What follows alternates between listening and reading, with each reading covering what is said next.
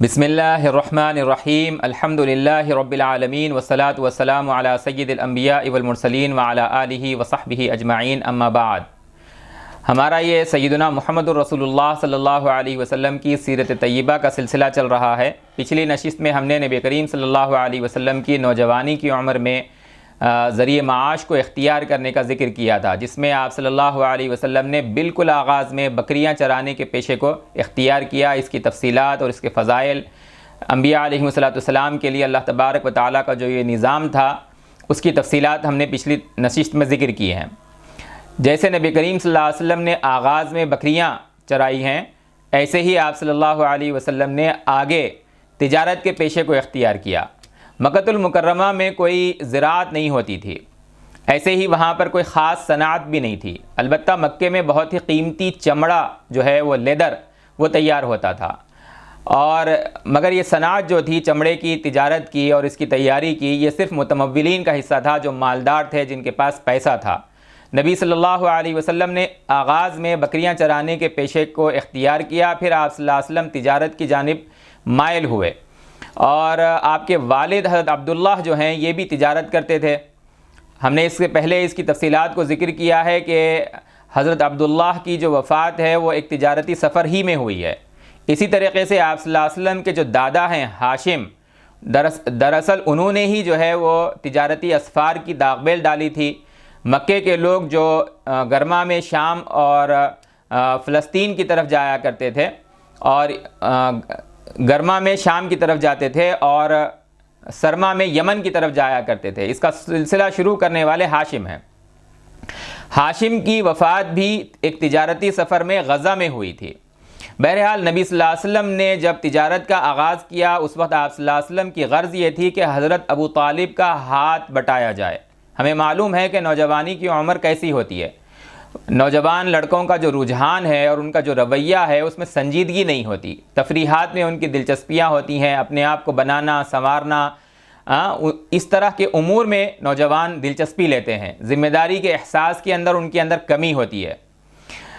لیکن ہم نبی کریم صلی اللہ علیہ وسلم کی نوجوانی کی عمر کو دیکھتے ہیں کہ آپ صلی اللہ علیہ وسلم کی نوجوانی اور آپ کی جوانی بے داغ پاکیزگی کے ساتھ اور اسی طریقے سے انتہائی صداقت کے ساتھ غیر معمولی سنجیدگی اور متانت سے بھری ہوئی تھی۔ آپ صلی اللہ علیہ وسلم غیر معمولی متانت اور سنجیدگی کے مالک تھے، بہت گہرا ذمہ داری کا احساس آپ صلی اللہ علیہ وسلم رکھتے تھے، نہ صرف اپنا بلکہ اپنے آس پاس کے جو مستحقین ہیں ان کی کیا ذمہ داریاں ہیں وہ آپ صلی اللہ علیہ وسلم خود اپنے اوپر ذاتی طور پر ان کو اٹھا لیتے تھے۔ حضرت ابو طالب کی اقتصادی جو حالت تھی، مالی جو حالت تھی، وہ بہت بہتر نہیں تھی، اور ان کے جو اخراجات تھے اور ان کی جو ذمہ داریاں تھیں، ان کی جو اولاد تھی وہ بہت زیادہ تھی۔ تو نبی صلی اللہ علیہ وسلم نے ابتدا میں معاش کے ذریعے کو اختیار کیا، اور اس طرح حضرت ابو طالب کا آپ صلی اللہ علیہ وسلم ہاتھ بٹاتے تھے۔ پھر آپ صلی اللہ علیہ وسلم نے جب تجارت شروع کی تو انتہائی بصیرت کے مالک ہونے کی وجہ سے آپ صلی اللہ علیہ وسلم نے تجارت کے اندر بھی اپنا غیر معمولی مقام بنایا، اور بہت کم وقت میں ماہر تاجرین کو حیران کر دیا کہ آپ صلی اللہ علیہ وسلم کے اندر کس درجے تجارتی مہارت ہے۔ بہت جلد آپ صلی اللہ علیہ وسلم مکے میں ایک بہت کامیاب تاجر کی حیثیت سے ابھرے ہیں۔ آپ کی کامیاب تجارت کا چرچا مکے کے اندر بالکل عام تھا۔ اس سے پہلے میں نے ولید ابن مغیرہ کا قصہ آپ حضرات کے سامنے ذکر کیا ہے، جس میں ولید ابن مغیرہ اپنے ساتھیوں سے کہتا ہے، مکے کے بازار کے اندر بیٹھ کر اپنی جہاں بھی وہ دکان لگاتا تھا اس کے اوپر بیٹھ کر کے بتاؤ ہم میں سب سے کامیاب تاجر کون ہے؟ پھر خود ہی جواب دیتا ہے کہ میرا مشاہدہ یہ ہے کہ ہم میں سب سے کامیاب تاجر محمد ابن عبداللہ ہے، لیکن ان کی زندگی کے اندر تمول کا اور مالداری کا اثر ظاہر نہیں ہوتا۔ اس واقعے کو میں نے پچھلی نشست کے اندر تفصیل کے ساتھ شاید کئی مرتبہ اب تک یہ آ چکا ہے، اس کو میں نے ذکر کیا ہے۔ بہرحال آپ صلی اللہ علیہ وسلم اپنی تجارتی مہارت کے ساتھ ساتھ چونکہ سچائی اور امانت داری آپ صلی اللہ علیہ وسلم کے اندر غیر معمولی تھی، تو آپ صادق اور امین کے لقب سے بھی معروف ہو گئے، اور آپ کے جو کردار کی بلندی ہے اور معاملے کی جو صفائی تھی اس کا چرچا جو ہے وہ ہر طرف پھیل گیا۔ مکہ ایک بہت بڑا شہر نہیں تھا، کہلاتا تھا ام القریٰ، قرآن نے خود اس کو ام القریٰ کہا ہے، لیکن اس زمانے کی جو آبادی تھی وہ ایک ایسی تھی جیسے کہ جو ہے ہمارے زمانے کے اندر کوئی آبادی ہو اور اس کے اندر ہر شخص ایک دوسرے کو جانتا اور پہچانتا ہو. عام طور پر قریش ہی وہاں پر زیادہ تر آباد تھے، یا قریش کی اور بڑی شاخ کنانہ جو ہے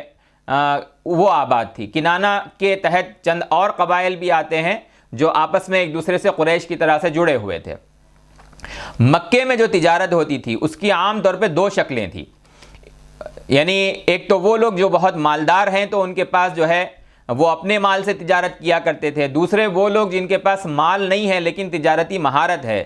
تو جو مالدار ہوتا اس کے یہاں وہ نفع کی بنیاد پر، نفع کے فیصد کی بنیاد پر اور اپنی محنت کی بنیاد پر جو ہے وہ تجارت کرتے تھے. تو جو مالدار شخص مال دیتا تجارت کرنے کے لیے وہ رب المال کہلاتا تھا، اور جو شخص اس پر محنت کرتا اس کو مضارب کہا جاتا تھا.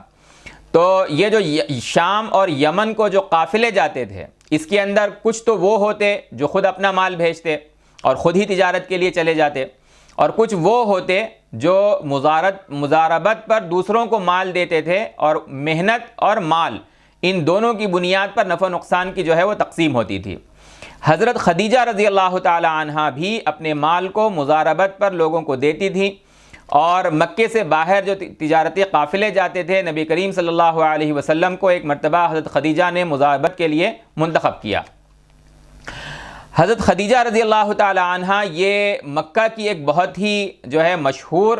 اور عالی نسب خاتون تھی، بہت ہی باوقار مشہور تھیں، ایک باحیا نہایت شریف عورت تھیں، اور ان کے والد کا نام خویلد ہے، خویلد ابن اسد. یہ خود بھی بڑے تاجر تھے. خدیجہ بنت خویلد ابن اسد ابن عبد العزہ ابن قصی ابن کلاب. سیدنا محمد رسول اللہ صلی اللہ علیہ وسلم کا نسب محمد ابن عبداللہ ابن عبد المطلب ابن ہاشم ابن عبد مناف ابن قصی ابن کلاب. حضرت خدیجہ کا نسب اور نبی کریم صلی اللہ علیہ وسلم کا نسب قصی ابن کلاب کے اوپر جو ہے وہ جا کر مل جاتا تھا. حضرت خدیجہ رضی اللہ تعالی عنہا نہ صرف خویلد ابن اسد کی بیٹی تھی، مالدار تاجر کی بیٹی تھی، اس سے پہلے ان کی جو ہے وہ شادی ہو چکی تھی. ایک نہیں دو شادیاں ان کی ہو چکی تھیں. دونوں شوہر جو ان سے پہلے حضرت خدیجہ سے جن کا نکاح ہوا تھا ایک کے بعد ایک ان کا جو ہے انتقال ہو گیا تھا. پہلے شوہر جو ہیں وہ بنو مخزوم سے تعلق رکھتے ہیں، عتیق ابن عابد ابن عبداللہ ابن عمر مخزومی، اور ان سے حضرت خدیجہ رضی اللہ تعالی عنہا کو اولاد بھی ہے، ایک بیٹی ہند جو ہے وہ ہوئی. اور ان کے جو شوہر ہیں یعنی بیٹی ہند کے جو شوہر ہیں وہ سیفی ابن امیہ ابن عابد. نبی کریم صلی اللہ علیہ وسلم نے جب دعوت کا آغاز کیا تو انہوں نے اسلام کو قبول نہیں کیا، سیفی ابن امیہ ابن عابد، حضرت خدیجہ کی بیٹی ہند کے شوہر نے، بلکہ ابتدا میں نبی کریم صلی اللہ علیہ وسلم کے سخت دشمن کے طور پر سامنے آیا یہ شخص، اور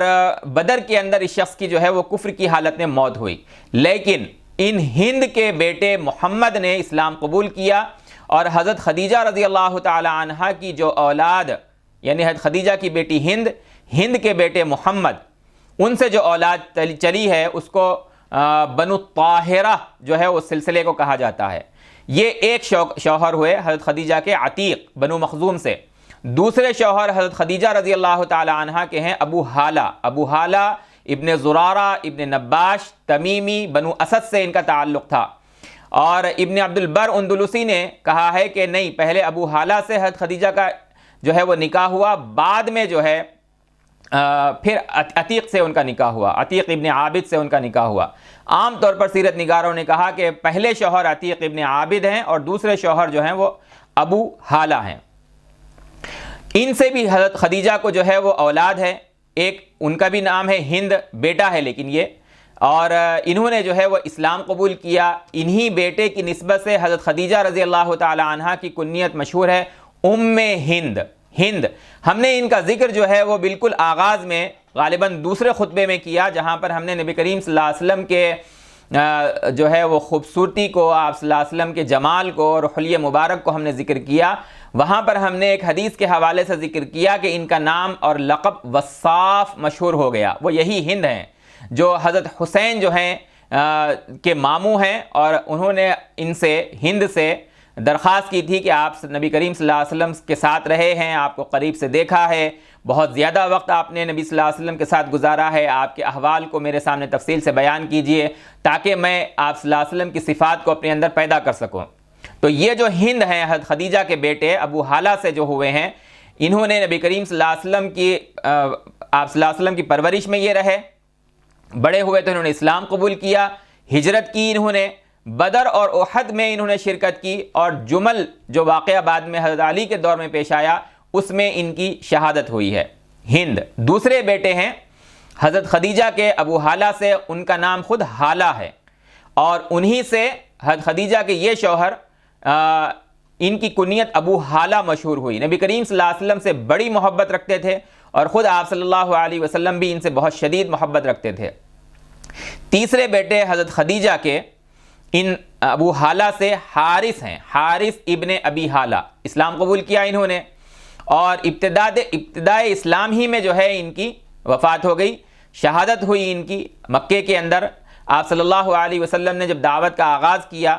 تو مخالفین نے آپ صلی اللہ علیہ وسلم کے خلاف جو ظلم کے پہاڑ توڑے اور آپ صلی اللہ علیہ وسلم پر تشدد کیا، ایسے ہی ایک موقع پر آپ صلی اللہ علیہ وسلم کا دفاع کرتے ہوئے ان کی شہادت ہوئی ہے۔ اس طرح سے اسلام کے اولین شہیدوں میں سے یہ ہیں حارث ابن ابی حالہ۔ ایک بیٹے حضرت خدیجہ کے ابو حالہ سے طاہر ہیں، طاہر ابن ابی حالہ، انہوں نے بھی اسلام قبول کیا ہے۔ تو سابقہ شوہر جو حضرت خدیجہ کے ہیں دو، عتیق ابن عابد اور ابو حالہ، ان کی وفات کے بعد حضرت خدیجہ کو کئی رشتے آئے، لیکن حضرت خدیجہ رضی اللہ تعالی عنہا نے منع کر دیا، اور ان کو جو سابقہ شوہروں سے جو مال حاصل ہوا اس کے ذریعے سے وہ تجارت کیا کرتی تھیں، اور اس تجارت سے انہوں نے اپنے مال کو اپنی تجارتی بصیرت سے اور اپنی محنت سے، مضاربت کی مہارت سے انہوں نے اس مال کو بڑھایا۔ حضرت خدیجہ خود تجارت کے لیے نہیں جاتی تھی، بلکہ اپنے مال کو وہ دوسروں کو مضاربت پر دیتی تھی۔ پھر ایک مرتبہ مضاربت کی میں وضاحت کر دوں کہ ایک شخص کے پاس مال ہے اور وہ خود مال تجارت لے کر بیٹھتا نہیں ہے محنت کرنے کے لیے، بلکہ دوسرے کو مال دے کر یا پیسہ دے کر کہتا ہے کہ بھئی اس سے مال خریدو، یا خود مال اس کو حوالے کر دیا کہ اس مال کو بیچو، جو نفع آئے گا، جو رأس المال ہے، جو کیپٹل ہے، اس سے ہٹ کر جو نفع ہوگا وہ ہمارے اور تمہارے درمیان تقسیم ہوگا۔ تو مضاربت پر حضرت خدیجہ رضی اللہ تعالی عنہ مال جو ہے وہ دوسروں کو دیتی تھیں، اور تجارتی قافلے جو یمن کو جا رہے ہیں، شام کو جا رہے ہیں، اس میں اپنے مال کو وہ بھیجتی تھی۔ اور یہاں تک منقول ہے کہ قریش کا جو کاروان ہوتا تھا، مکمل قریش کے جتنے تجار ہیں ان کے کاروان کے برابر حضرت خدیجہ رضی اللہ تعالی عنہ کا تجارتی مال ہوا کرتا تھا۔ مکے کے اندر جو سامان تجارت ہوتا تھا، جس کی وہ لوگ تجارت کرتے تھے، میں نے ابھی ذکر کیا کہ وہاں کوئی خاص صنعت نہیں تھی، کوئی پیداوار نہیں تھی، کوئی زراعت وہاں پر نہیں ہوتی تھی۔ ہاں، چمڑے تیار ہوتے تھے، بہت ہی عمدہ قسم کے چمڑے تیار ہوتے تھے، جانوروں سے اون حاصل ہوتا تھا، خود بھیڑ بکریاں جو ہیں ان کے مال تجارت کا حصہ تھیں۔ طائف کے اندر جو ہے بہت ہی اعلیٰ قسم کا منقع جو ہے وہ تیار ہوتا تھا، باغات وہاں پر تھے انگور کے، اور اس سے جو ہے وہ منقع تیار کرتے تھے۔ مدینے اور خیبر کے اندر جو ہے وہ کھجور کی پیداوار ہوتی تھی، تو وہاں سے کھجور حاصل کرتے تھے، اور یہ سب سامان جو ہے وہ شام کو اور یمن کو جو ہے وہ بھیجا جاتا تھا۔ ایک موسم کے اندر شام میں، اور ایک موسم کے اندر جو ہے وہ یمن کے اندر جو منڈیاں لگتی تھی وہاں پر یہ اپنے مال کو بھیجتے تھے، اور پھر شام اور یمن سے اپنے جو مال بھیجا جاتا تھا، اس سے جو پیسہ ان کو حاصل ہوتا تھا، وہاں پر جو نفع حاصل ہوتا تھا، تو وہاں کے جو مال ہیں وہ اس کو لے کر آتے تھے مکے کے تاجر۔ اس کے اندر مثلا یمن سے جو ہے وہ مسالے لے کر آ رہے ہیں جو ہندوستان سے اور دیگر اور علاقے سے، افریقہ سے، چین سے جو مال ان کے پاس جاتا تھا، خوشبودار چیزیں، عطریات جو ہیں، کپڑا افریقہ سے جو ہے وہ ان کو حاصل ہوتا تھا، ریشم جو ہے، کتان جو ہے، زعفران، سونا، چاندی، ہیرے، تانبے، لوہے کے برتن، اور یہ سب جو ہے وہ یمن سے حاصل کرتے تھے۔ اور شام سے جو ہے وہ گندم، آٹا، زیتون اور اس کا تیل، اس کو وہ جو ہے برآمد کرتے تھے، اور مکے کے اندر جو ہے اس کو لے کر آتے تھے۔ ان کی جو تجارت کا نظام تھا وہ 3 طرح کا تھا۔ ایک جو ہے وہ شام سے مال لاتے اور یمن کے اندر جو ہے اس کو فروخت کرتے، اور یمن سے مال لاتے اور اس کو شام کے اندر فروخت کرتے، اور ان دونوں جگہوں سے جو مال حاصل ہوتا تھا مکے کے اندر حج کے موسم کے اندر بہت بڑے بڑے جو ہے وہ بازار لگتے تھے، اور آس پاس کے جتنے علاقے ہیں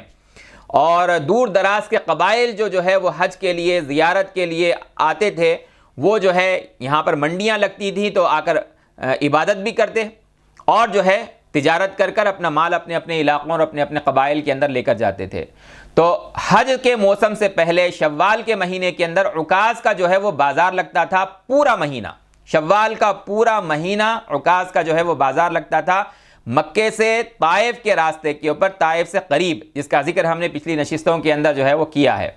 دوسرا جو ہے وہ بازار، یہ عکاظ بازار کے بعد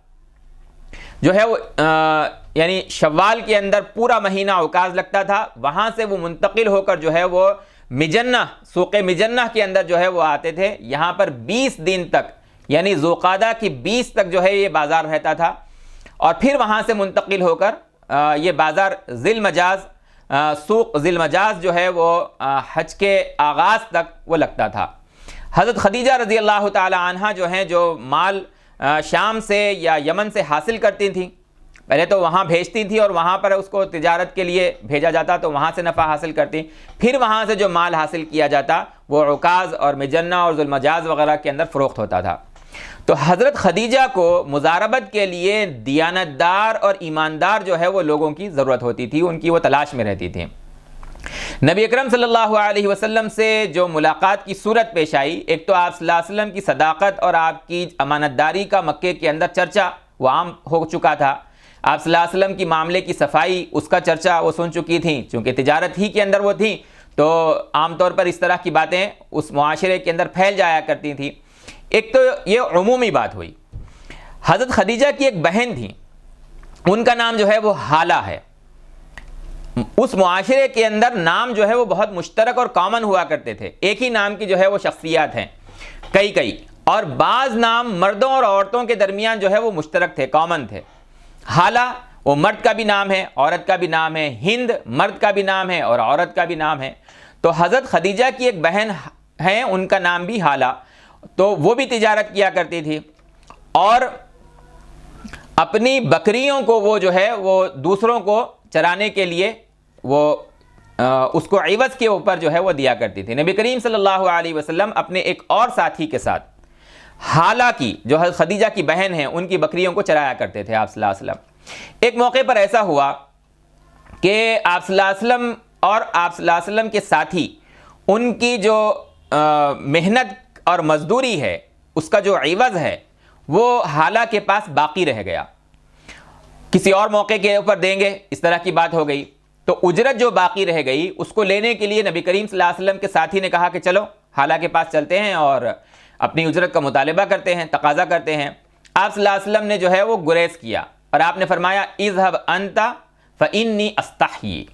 معجم کبیر کے اندر جو ہے آپ صلی اللہ علیہ وسلم کے سے متعلق اس واقعے کو، اس روایت کو جو ہے وہ ذکر کیا گیا ہے کہ آپ نے اپنے ساتھی سے کہا اذهب انت فانی استحیی، جو ہے تم چلے جاؤ، مجھے جو ہے معاوضہ اور اس طرح کے بدل کے مطالبے اور تقاضے کے اوپر جو ہے وہ شرم آتی ہے کہ بار بار جاؤں اور ان سے جو ہے اس طرح کا کوئی تقاضا کروں۔ تو وہ دوسرے ساتھی جو ہے وہ حالہ کے پاس چلے گئے، انہوں نے کہا تمہارا دوسرا ساتھی کہاں ہے؟ آپ صلی اللہ علیہ وسلم کے ان ساتھی نے کہا کہ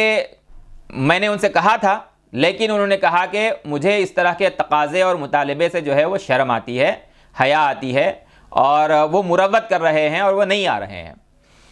اس وقت حضرت خدیجہ وہیں پر تھی، اپنی بہن حالہ کے گھر پر موجود تھی۔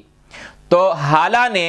اس آپ صلی اللہ علیہ وسلم کے اس جواب سے ایک اچھا تاثر لیا اور اپنے تجربے کو بیان کیا، ما رأیت رجلا اشد حیاء ولا اعف ولاء۔ معجم کبیر ہی کے اندر جو ہے وہ اس کو ذکر کیا گیا ہے کہ آپ سے زیادہ جو ہے وہ حیا والا اور جو ہے خاندان کے اندر جو ہے عزت والا، آپ سے زیادہ جو ہے میں نے کسی اور کو نہیں دیکھا۔ لوگ تو اپنی اجرت کو لینے کے لیے بڑھ چڑھ کر جو ہے وہ تقاضا کرتے ہیں، مطالبہ کرتے ہیں۔ یہ جو تبصرہ تھا حضرت خدیجہ رضی اللہ تعالی عنہ کے سامنے حضرت حالہ کا، اس سے بھی ایک تاثر حضرت خدیجہ پر بنا۔ سیرت نگاروں نے جو ہے وہ اس کو ذکر کیا ہے، حضرت خدیجہ کے اس تجربے کو جو حضرت خدیجہ نے کسی موقع پر آپ صلی اللہ علیہ وسلم کے بارے میں بیان کیا۔ تو حضرت خدیجہ کو چونکہ پہلے سے ہی مزاربہ کے لیے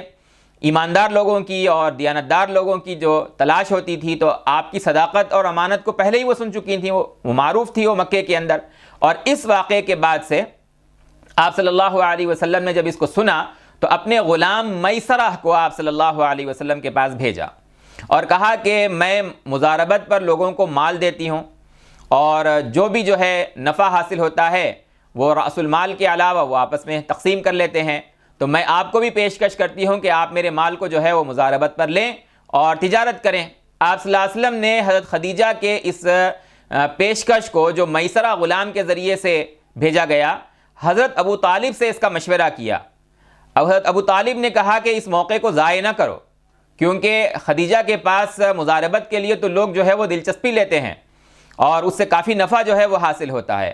حضرت خدیجہ نے نبی کریم صلی اللہ علیہ وسلم کو منافع کی جو پیشکش ہے، جو قدر ہے منافع کی، وہ بھی بہت اچھی پیش کی کہ نصف نفع آپ کا ہوگا اور نصف نفع ہمارا ہوگا.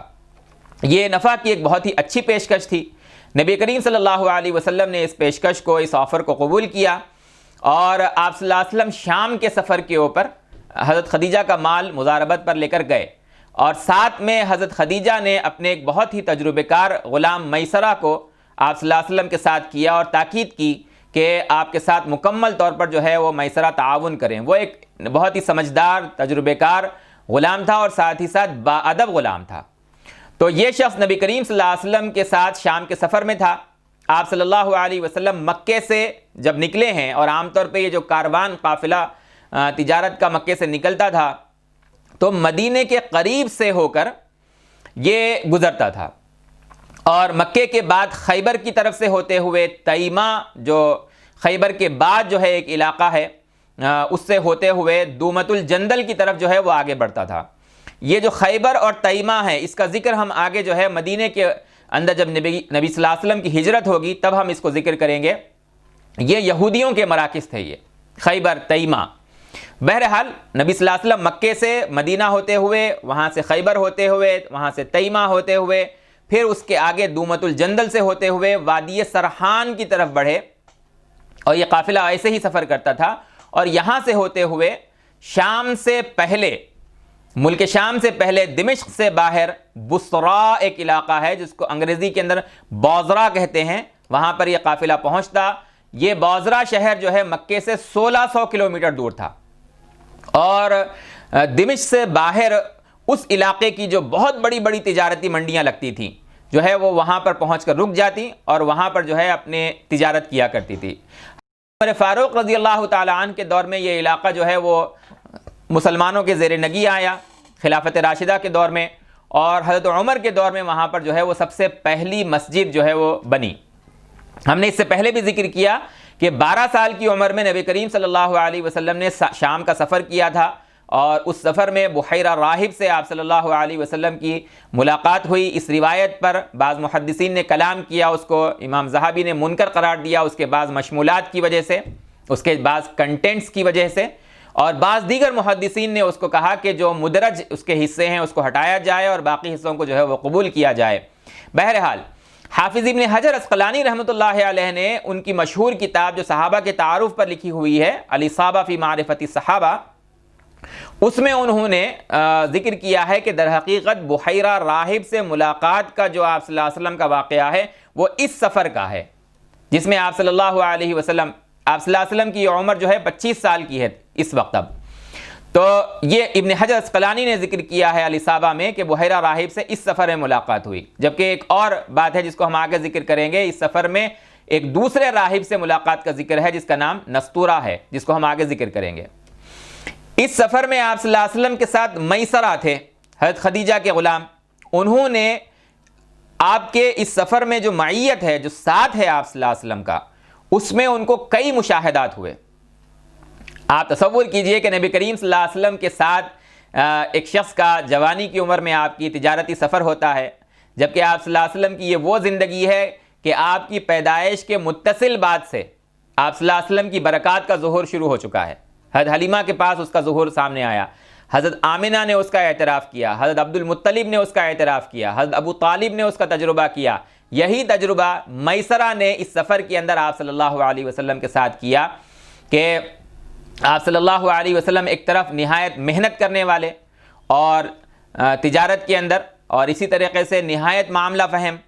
اور تجارتی مہارت کا جو ہے میسرہ نے آپ صلی اللہ علیہ وسلم کی تجارتی مہارت کا تجربہ کیا اس سفر میں ایک طرف، دوسری طرف میسرہ نے آپ صلی اللہ علیہ وسلم کے اخلاق کا، آپ صلی اللہ علیہ وسلم کے عادات کا تجربہ کیا. جیسے ہم بعد میں دیکھتے ہیں کہ زید ابن حارثہ، جن کا شاید اگلی نشست میں ہم ذکر کریں گے یا اس سے اگلی نشست میں ہم ذکر کریں گے، وہ بھی غلام تھے آپ صلی اللہ علیہ وسلم کے پاس. انہوں نے بھی آپ صلی اللہ علیہ وسلم کے اخلاق کا، انسانی اخلاق کا آپ صلی اللہ علیہ وسلم کے تجربہ کیا. اور میسرہ نے نبی صلی اللہ علیہ وسلم کے اخلاق کو اور آپ کی برکات کو دیکھا تو وہ نہایت متاثر ہوا کہ آپ صلی اللہ علیہ وسلم کے عام زندگی کے اندر ہم یہ دیکھتے ہیں. ولید ابن مغیرہ کا واقعہ میں نے ذکر کیا ہے کہ آپ صلی اللہ علیہ وسلم اپنی ذات کو دوسروں کے لیے وقف کرتے تھے. حضرت عمر فاروق رضی اللہ تعالیٰ عنہ کہتے تھے کہ کسی شخص کے بارے میں اگر آپ کو رائے قائم کرنی ہے تو دو کام کرنا چاہیے. ایک، اس کے ساتھ معاملہ کرو، ڈیلنگ کرو، اس سے اس کی شخصیت جو ہے وہ ابھر کر سامنے آئے گی. دوسرا یہ کہ اس کے ساتھ سفر کر کر دیکھو. تو یہ جو سفر کے اندر میسرہ آپ صلی اللہ علیہ وسلم کے ساتھ تھے کہ کیسے آپ صلی اللہ علیہ وسلم انسانیت دوست ہیں، کیسے آپ صلی اللہ علیہ وسلم دوسروں کا خیال رکھتے ہیں اور محنت اور مشقت میں سے آپ صلی اللہ علیہ وسلم آگے رہتے ہیں، اس کا تجربہ کیا اور معاملہ فہمی کا تجربہ کیا، آپ کے اخلاق کا تجربہ کیا. اسی طریقے سے میسرہ کا اس سفر کے اندر ایک راہب سے جو ہے وہ ملاقات ہوئی، اور اس راہب نے، جس کا نام سیرت نگاروں نے نستورا ذکر کیا ہے، اس نے نبی کریم صلی اللہ علیہ وسلم کو دیکھ کر میسرہ سے کہا کہ یہ نبی آخر الزماں ہیں. اس نے کچھ علامتیں بھی آپ صلی اللہ علیہ وسلم کی بتائی. مثلا ایک درخت کے بارے میں کہا کہ یہ وہ درخت ہے جس کے تحت جو ہے وہ نیچے جو ہے صرف انبیاء بیٹھتے ہیں، اور آپ صلی اللہ علیہ وسلم کی جو ہیئت تھی اس درخت کے نیچے بیٹھنے کی، اس سے جو ہے میرے پاس جو علامتیں ہیں اس سے میں نے اندازہ لگایا کہ یہ نبی آخر الزماں ہیں اور ان کی جو ہے وہ بعثت اور ان کا ظہور ہونے والا ہے. واپسی میں میسرہ نے نبی کریم صلی اللہ علیہ وسلم کے ان تمام احوال کا، ایک طرف آپ کی محنت کا، آپ کی معاملہ فہمی کا، آپ کی تجارتی مہارت کا، آپ کی سچائی کا، آپ کے امانت داری کا، آپ کے حسن معاملہ کا، اور ساتھ ہی ساتھ نستورہ راہب کے ساتھ میسرہ کا جو مکالمہ ہوا، اس کو حضرت خدیجہ رضی اللہ تعالی عنہا سے جو ہے وہ تفصیل کے ساتھ بیان کیا. ایک چیز یہ ہوئی، یعنی حضرت خدیجہ نے اپنے جس غلام کو، ایک تجربے کار غلام کو جو ہے نبی صلی اللہ علیہ وسلم کے ساتھ بھیجا، وہ واپس آتا ہے اور آپ صلی اللہ علیہ وسلم کی تعریف جو ہے حضرت خدیجہ کے سامنے کرتا ہے. دوسرا معاملہ یہ پیش آیا کہ اس سفر میں آپ صلی اللہ علیہ وسلم کی مہارت اور امانت داری، ان دو امور کی بنیاد پر جو نفع حضرت خدیجہ کو عام طور پر ہوتا تھا اس سے بہت زیادہ اضعاف مضاعفہ جو ہے وہ حضرت خدیجہ کو اس معاملے سے جو ہے وہ نفع حاصل ہوا. نبی صلی اللہ علیہ وسلم کی تجارتی مہارت جو ہے وہ بالکل کسی بھی قسم کے مذاکرے سے ماورا ہے کہ آپ صلی اللہ علیہ وسلم کی تجارتی مہارت، اس کا ذکر پہلے ولید ابن مغیرہ، یہ ولید ابن مغیرہ کا جو ہم بار بار ذکر کرتے ہیں، بنو مخزوم کا ایک نہایت ہی بڑا سردار تھا. یہ ابو جہل اس شخص کے سامنے اپنے آپ کو جو ہے وہ جھکاتا تھا، اس درجے بڑی شخصیت تھی. اور آپ صلی اللہ علیہ وسلم کے بالکل آغاز کے اندر یہ ولید ابن مغیرہ نبی صلی اللہ علیہ وسلم کی تجارتی مہارت کا جو ہے وہ قائل تھا. تو بہرحال آپ صلی اللہ علیہ وسلم کا یہ سفر پورا ہوا. اس کے بعد بھی نبی صلی اللہ علیہ وسلم کے جو ہے وہ تجارتی اسفار جاری رہے. جیسے آپ صلی اللہ علیہ وسلم شام کی طرف گئے، اسی طرح سے آپ صلی اللہ علیہ وسلم یمن کی طرف گئے. یمن کے اندر آپ صلی اللہ علیہ وسلم جو ہے شہر جرش، اس زمانے کا ایک بہت ہی مشہور اور قدیم شہر ہے، جو اس وقت جو ہے ابہا جو سعودی عرب کا حصہ ہے، اس وقت وہ یمنی مملکت کا حصہ تھا. یمن کے تحت جو ہے وہ آتا تھا، جرش ابہا کے قریب میں، اور یمن کی حدود کے اندر جو ہے اس کا یمن کی حدود کے اندر جو ہے وہ شامل تھا. اس زمانے میں جرش شہر جو ہے وہ کئی چیزوں کے لیے مشہور تھا، حتیٰ کہ جنگ کے اندر جو منجنیق اور دبابے استعمال ہوتے ہیں اس کی صنعت جو ہے وہ جرش کے اندر وہ معروف تھی. جرش شہر ہے یہ، جیم پر پیش اور را کے اوپر زبر، جرش. نبی صلی اللہ علیہ وسلم نے حضرت خالد ابن سعید ابن عاص کو جرش سے ایک دبابہ لینے کے لیے مدینہ ہجرت کر کے آنے کے بعد بھیجا، جس کی تفصیل ہم اپنے موقع پر بیان کریں گے، آپ صلی اللہ علیہ وسلم نے اس کو طائف کے محاصرے کے وقت جو ہے اس کو استعمال کیا۔ یہاں کے جو ہے چمڑے جو ہے مکے کی طرح سے بہت مشہور تھے، ادیم جرشی، اور اسی طریقے سے یہاں کی اونٹنیاں جو ہے وہ بہت ہی اچھی ہوا کرتی تھی، ناقہ جرشیہ جو ہے وہ معروف تھیں۔ تو جیسے آپ صلی اللہ علیہ وسلم شام گئے تجارتی سفر کے لیے، ایسے ہی آپ صلی اللہ علیہ وسلم جو ہے وہ یمن بھی گئے۔ جیسے آپ صلی اللہ علیہ وسلم یمن گئے تو ایک اور علاقہ جو ہے بحرین کی طرف بھی آپ صلی اللہ علیہ وسلم تجارتی قافلے لے کر گئے، اور بہت ہی جو ہے اس علاقے میں جتنی منڈیاں لگتی تھیں ان تمام کا آپ صلی اللہ علیہ وسلم نے جو ہے اس عمر کے اس دور کے اندر آپ صلی اللہ علیہ وسلم جو ہے وہ احاطہ کیا۔ آج ہم بحرین جس علاقے کو کہتے ہیں وہ بہت ہی محدود جو ہے وہ علاقہ ہے، ایک جزیرے کا نام ہے، جبکہ قدیم جو علاقہ تھا بحرین کا وہ بہت ہی وسیع تھا۔ یاقوت حموی جو ہیں یہ ایک مشہور معجم البلدان ان کی ایک کتاب ہے، جو جغرافیہ کے اس زمانے کے بہت مشہور عالم ہیں، دور وسطیٰ کے، اسلام کے دور وسطیٰ کے جو ہے ایک بہت بڑے عالم ہیں، معجم البلدان انہوں نے کتاب لکھی ہے شہروں کے تعارف کے لیے، کہ کون سے شہر، کون سے علاقے کیسے تھے، ان کی آبادیاں کیا تھیں، ان کے یہاں کیا کیا خصوصیات تھیں، وغیرہ وغیرہ۔ یاقوت حموی ان کی کتاب معجم البلدان کے اندر بحرین کے بارے میں لکھا ہوا ہے کہ بحر ہند کے ساحل سے، یعنی خلیج فارس سے جو ہے وہ بصرہ تک جو علاقہ ہے، عمان کا جو علاقہ ہے، یہ سب جو ہے اس وقت عمان تک کا جو علاقہ ہے وہ بحرین کہلاتا تھا، اور اسی علاقے کو جو ہے وہ حجر بھی کہتے تھے۔ بحرین سے نبی کریم صلی اللہ علیہ وسلم کے پاس مدینے کے اندر عام الوفود کے اندر جو ہے وہ عبد قیس کا وفد آیا تھا۔ عام الوفود یعنی صلح حدیبیہ کے بعد آپ صلی اللہ علیہ وسلم کے پاس جو وفود آتے تھے اسلام قبول کرنے کے لیے، اس سال کو عام الوفود کہا جاتا ہے، اور وہاں سے عبد قیس جو ہے وہ ایک قبیلہ بہت مشہور ہے بحرین کا، وہ آیا آپ صلی اللہ علیہ وسلم کی خدمت میں، اس نے اسلام قبول کیا۔ اسی قبیلے کا ایک شخص جو ہے وہ صحابی رسول ہیں اشج عبد قیس، انہوں نے نبی کریم صلی اللہ علیہ وسلم کے سامنے ایک موقع پر جو ہے وہ حیرت کا اظہار کیا، جب آپ نے جو ہے ان کے علاقوں کے نام ذکر کیے تو انہوں نے کہا کہ یا رسول اللہ، آپ جو ہے ہمارے علاقوں سے ہم سے زیادہ واقف ہیں، ہمارے علاقوں کے نام جو ہے وہ ہم سے زیادہ آپ ذکر کرتے ہیں۔ تو آپ نے فرمایا انی قد وطئت بلادکم، میں تمہارے پورے علاقوں کے اندر جو ہے وہ تجارت کے غرض سے گیا ہوں، گزرا ہوں میں ان علاقوں کے اندر۔ تو بہرحال دور نبوت کے اندر جب آپ صلی اللہ علیہ وسلم ہجرت کر کے مدینہ پہنچے تو اس زمانے میں وہاں پر منذر ابن ساوا جو ہے وہاں کا حکمران تھا، اور یہ ایرانی حکومت کا جو ہے وہ باجگزار تھا، اس کے تحت جو ہے وہ اپنی حکومت چلاتا تھا۔ نبی صلی اللہ علیہ وسلم نے اس علاقے کے اندر حضرت علاء ابن حضرمی رضی اللہ تعالی عنہ کو اپنا سفیر بنا کر بھیجا۔ سن 6 کے بعد سن 8 کے درمیان میں، اسی دور میں یہ حکمران وہاں کا منذر جو ہے اس نے اسلام قبول کیا۔ تو جیسے آپ صلی اللہ علیہ وسلم شام کو تجارتی سفر کے لیے جاتے تھے اور یمن جاتے تھے آپ صلی اللہ علیہ وسلم، اسی طریقے سے آپ صلی اللہ علیہ وسلم بحرین بھی گئے ہیں۔ یہ آپ کی تجارتی سرگرمیوں کی جو ہے وہ تفصیل ہے کہ آپ نے ابتدا کے اندر بکریوں کو چرایا اب ذریعہ معاش کو اختیار کرنے کے لیے، پھر آپ صلی اللہ علیہ وسلم کی جو امانت داری ہے اور آپ صلی اللہ علیہ وسلم کی تجارت کی طرف بھی جو ہے توجہ ہوئی، اور آپ کی جو ہے یعنی صداقت ہے، اور ان چیزوں کو دیکھ کر حضرت خدیجہ رضی اللہ تعالی عنہا نے آپ کو مزاربت کی پیشکش کی۔ حضرت خدیجہ کے مال کو لے کر آپ صلی اللہ علیہ وسلم تجارت کی غرض سے مزاربت کے طور پر شام گئے، یمن گئے، بحرین گئے۔ یہ آپ صلی اللہ علیہ وسلم نے کہ جو حالات ہیں یہ آپ کی عمر کے 25 سال کے ہیں۔ جب آپ صلی اللہ علیہ وسلم شام سے واپس آئے اور میسرہ نے حضرت خدیجہ رضی اللہ تعالی عنہا کو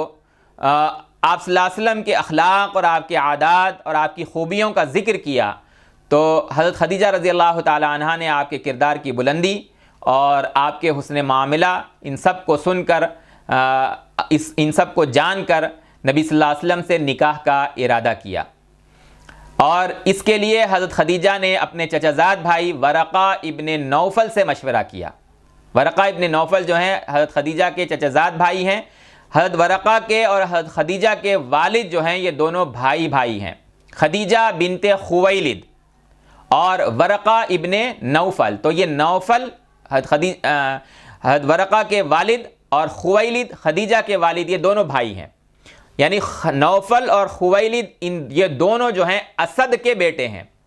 تو حضرت خدیجہ رضی اللہ تعالی عنہ جو ہیں، خدیجہ بنت خویلد ابن اسد ابن عبد العزیٰ، یہ ورقہ ابن نوفل ابن اسد ابن عبد العزیٰ سے انہوں نے مشورہ کیا آپ صلی اللہ علیہ وسلم کے بارے میں۔ ایک نیک شخصیت ہے، یہ خاندان کی ایک جو ہے صالح شخصیت جن سے مشورہ کیا جاتا، تو حضرت خدیجہ کے جو ہے خود نیکی کا اس میں ہمارے سامنے پہلو آتا ہے، جیسا کہ ہم وحی کے آغاز کے وقت بھی دیکھیں گے کہ حضرت خدیجہ رضی اللہ تعالی عنہا نے آپ صلی اللہ علیہ وسلم کے پاس جب وحی آئی تو سب سے پہلے لے کر حضرت ورقہ کے پاس پہنچی ہیں، اور بخاری شریف کی اس روایت کو ہم آگے تفصیل کے ساتھ ذکر کریں گے۔ یہ اس بنیاد پر تھا کہ ورقہ ابن نوفل ایک نیک آدمی ہے، اور کسی نیک آدمی سے مشورہ کرنے والا خود جو ہے وہ نیک شخص ہوتا ہے، نیک عورت ہوتی ہے۔ حضرت خدیجہ نے جب آپ صلی اللہ علیہ وسلم کے ان تعریفات کو سنا، آپ کے ان اوصاف کو سنا، تو جب نکاح کا ارادہ کیا آپ صلی اللہ علیہ وسلم سے، تو حضرت ورقہ سے مشورہ کیا، انہوں نے بھی حضرت خدیجہ رضی اللہ تعالی عنہ کے اس فیصلے کو اور اس ارادے کو انہوں نے درست قرار دیا۔ تو حضرت خدیجہ نے خود اپنا خطبہ جو ہے نبی صلی اللہ علیہ وسلم کے پاس بھیجا۔ خطبہ عربی زبان میں کہتے ہیں پروپوزل کو، نکاح کے لیے جو پروپوز کیا جاتا ہے اس کو عربی زبان میں خطبہ کہتے ہیں۔ عورت کا کسی کو پسند کرنا اس کے اخلاق کی وجہ سے، اس میں کوئی قباحت نہیں ہے، ہاں، بشرطے کہ عمل جو ہے وہ مثبت ہو۔ حضرت خدیجہ رضی اللہ تعالی عنہ نے اپنے خطبہ بھیجنے کے لیے اپنی سہیلی نفیسہ کو جو ہے وہ ذمہ دار بنایا، اور یہ بھی اس میں بھی کوئی حرج نہیں ہے کہ عورت جو ہے اپنا خطبہ خود جو ہے وہ کسی کو بھیجے، اپنی طرف سے خود پروپوز کرے۔ آپ اس کی تفصیل کر سکتے ہیں کہ اگر کوئی لڑکی کنواری ہو اور تو اس کے والدین اور اس کے جو سرپرست، اس کے جو ولی ہیں، وہ اس ذمہ داری کو نبھائیں گے۔ حضرت خدیجہ رضی اللہ تعالی عنہ کا اس وقت معاملہ یہ تھا کہ ان کے والد جو ہیں ان کا انتقال ہو چکا تھا، حرب فجار سے پہلے ہی خویلد ابن اسد جو ہے وہ وفات پا چکے تھے۔ بہرحال نبی صلی اللہ علیہ وسلم کو حضرت خدیجہ نے خود جو ہے وہ خطبہ بھیجا،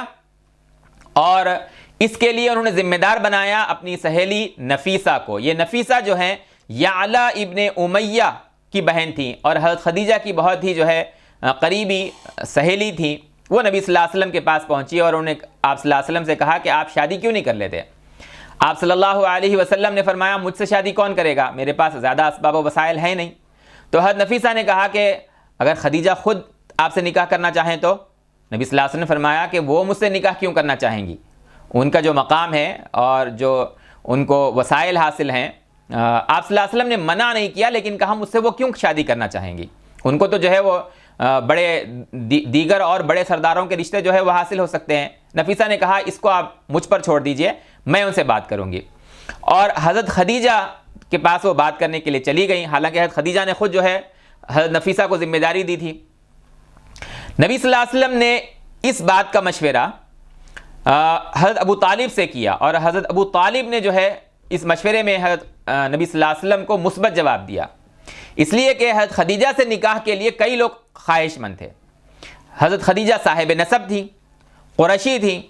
میں نے ذکر کیا اس سے پہلے بھی کہ آپ صلی اللہ علیہ وسلم کا اور حضرت خدیجہ کا دونوں کا جو سلسلہ نسب ہے وہ قصی ابن کلاب کے اوپر جا کر جو ہے وہ مل جاتا ہے۔ ایک باوقار جو ہے وہ قریش کی خاتون تھی، عفیف تھی، ان کی عفت اور ان کی حیا مشہور تھی، ان کی طہارت پاکیزگی اتنی مشہور تھی کہ ان کا لقب ہی جو ہے وہ الطاہرہ، کہ جیسے نبی صلی اللہ علیہ وسلم کا لقب الصادق الامین ہے، ایسے حضرت خدیجہ رضی اللہ تعالی عنہا کا جو لقب ہے وہ طاہرہ ہے، الطاہرہ جو ہے وہ مشہور تھا۔ اسلام میں بھی حضرت خدیجہ رضی اللہ تعالی عنہا کا ایک بہت مشہور لقب ہے، ہم کہتے ہیں خدیجۃ الکبریٰ۔ الکبریٰ جو ہے وہ مکمل لقب نہیں ہے حضرت خدیجہ رضی اللہ تعالی عنہا کا، جیسے ہم کہتے ہیں صدیق اکبر حضرت ابو بکر کو، ایسے ہی اکبر یہ اس میں تفضیل کا جو ہے وہ مذکر صیغہ ہے، اور اس کا جو مؤنث صیغہ ہے وہ ہے کبریٰ، تو خدیجہ الصدیقۃ الکبریٰ ہے، وہ اسلام کا حضرت خدیجہ رضی اللہ تعالی عنہا کا لقب ہے۔ اس دور میں حضرت خدیجہ رضی اللہ تعالی عنہا کا لقب تھا الطاہرہ، نہ صرف یہ کہ وہ عفیف تھیں، حیا والی تھیں، اور الطاہرہ سے معروف تھیں، دولت مند تھیں،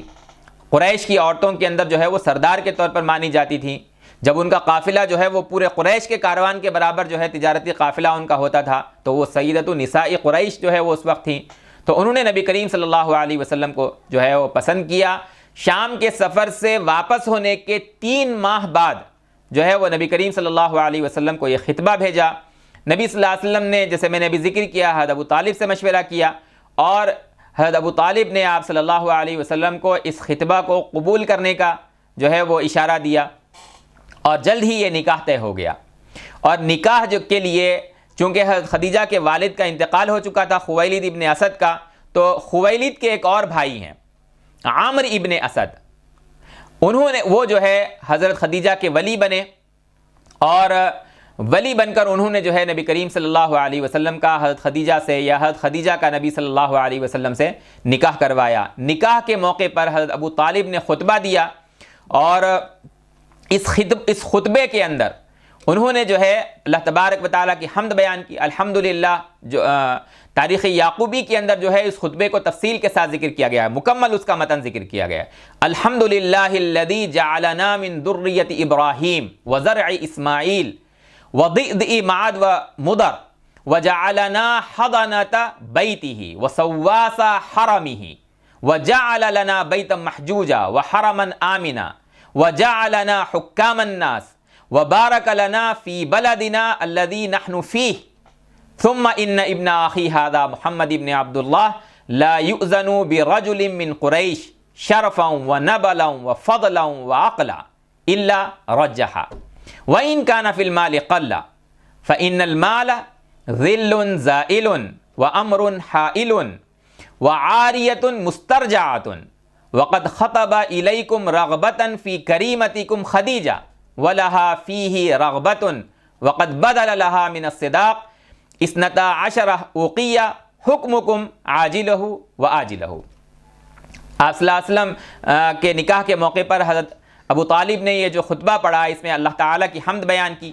اپنے نسب کو حضرت ابراہیم اور حضرت اسماعیل سے ذکر کیا، اس بات پر اللہ تعالیٰ کا شکر ادا کیا کہ اللہ تعالیٰ نے ہمیں اپنے گھر کا متولی جو ہے وہ بنایا ہے، قریش کے جو ہے وہ فضیلت کو ذکر کیا، اور اسی طریقے سے کعبۃ اللہ کی وجہ سے مکہ شہر کو جو ہے وہ امن والا اور برکت والا بنایا، اس کو ذکر کیا۔ اس میں نبی صلی اللہ علیہ وسلم کے اوپر صلاۃ و سلام کا ذکر نہیں ہے، کیونکہ یہ اسلام سے پہلے کا واقعہ ہے، اس میں آخرت کا ذکر نہیں ہے، کیونکہ یہ اسلام سے پہلے کا جو ہے وہ واقعہ ہے۔ اور نبی صلی اللہ علیہ وسلم کی پھر جو ہے ان باتوں کو ذکر کرنے کے بعد نبی صلی اللہ علیہ وسلم کی شرافت کو ذکر کیا، آپ صلی اللہ علیہ وسلم کے نسب کی تعریف کی۔ قریش میں نسب کے اعتبار سے اور فضیلت کے اعتبار سے اور جو ہے اسی طرح سے عقل کے اعتبار سے کوئی آپ صلی اللہ علیہ وسلم کا ہم پلہ نہیں ہے۔ آپ صلی اللہ علیہ وسلم کا جب بھی کسی سے موازنہ کیا جائے گا تو آپ صلی اللہ علیہ وسلم سب پر غالب رہیں گے۔ حضرت ابو طالب نے نکاح کے موقع پر نبی صلی اللہ علیہ وسلم کی یہ صفات کو ذکر کیا، اور پھر حضرت خدیجہ کی تعریف کی کہ تمہاری جو ہے ایک باعزت خاتون خدیجہ، ان کو جو ہے انہوں نے خطبہ دیا ہے اور ان سے نکاح کا جو ہے وہ ارادہ کیا ہے، اور ان کو بھی حضرت خدیجہ کو بھی نبی صلی اللہ علیہ وسلم سے جو ہے وہ حضرت خدیجہ کو نبی صلی اللہ علیہ وسلم سے جو ہے وہ نکاح میں دلچسپی ہے۔ تو یہ نکاح جو ہے اس وقت یہ ہو رہا ہے محمد ابن عبداللہ 12 اوقیہ مہر پر جو ہے وہ اس شادی کو کر رہے ہیں، نکاح کر رہے ہیں۔ یہ مہر تمہارے اوپر ہے کہ چاہے تو تم اس کو ابھی حاصل کر لو، چاہے تو یہ مؤجل رہے۔ 12 اوقیہ آج کے دور میں جو چاندی ہے وہ اس زمانے میں بھی 500 درہم کے برابر تھی، اور وزن کے اعتبار سے یہ چاندی جو گرام کے اندر ہے 1400 گرام جو ہے 1400 گرام 1400 گرام جو ہے وہ چاندی کے مثل جو ہے 12 اوقیہ ہوا کرتے تھے۔ تو یہ جو خطبے کا متن میں نے ذکر کیا ہے یہ تاریخ یعقوبی کے اندر جو ہے وہ ذکر کیا گیا ہے۔ حضرت ابو طالب نے خطبہ دیا، اس کے بعد میں ورقہ ابن نوفل نے جو ہے پھر خطبہ دیا نبی صلی اللہ علیہ وسلم کے نکاح کے موقع پر، اور ورقہ ابن نوفل کے خطبہ کے بعد عامر ابن اسد جو خویلد ابن اسد کے بھائی ہیں، انہوں نے جو ہے کہا اشہدوا علی معاشر قریش کہ انی قد انکحت محمد ابن عبداللہ خدیجہ بنت خویلد، کہ میں نے خدیجہ بنت خویلد کا نکاح محمد ابن عبداللہ سے کیا ہے۔ سبل الہدیٰ والرشاد کے اندر اس کو جو ہے اس واقعے کو اور اس عامر ابن اسد کے اس جملے کو جو ہے نقل کیا گیا ہے اور کہا کہ هو الفحل لا يقدع انفه. نبی صلی اللہ علیہ وسلم ایسی محترم شخصیت ہیں کہ آپ صلی اللہ علیہ وسلم کے رشتے کو کسی طور نظر انداز نہیں کیا جا سکتا تھا.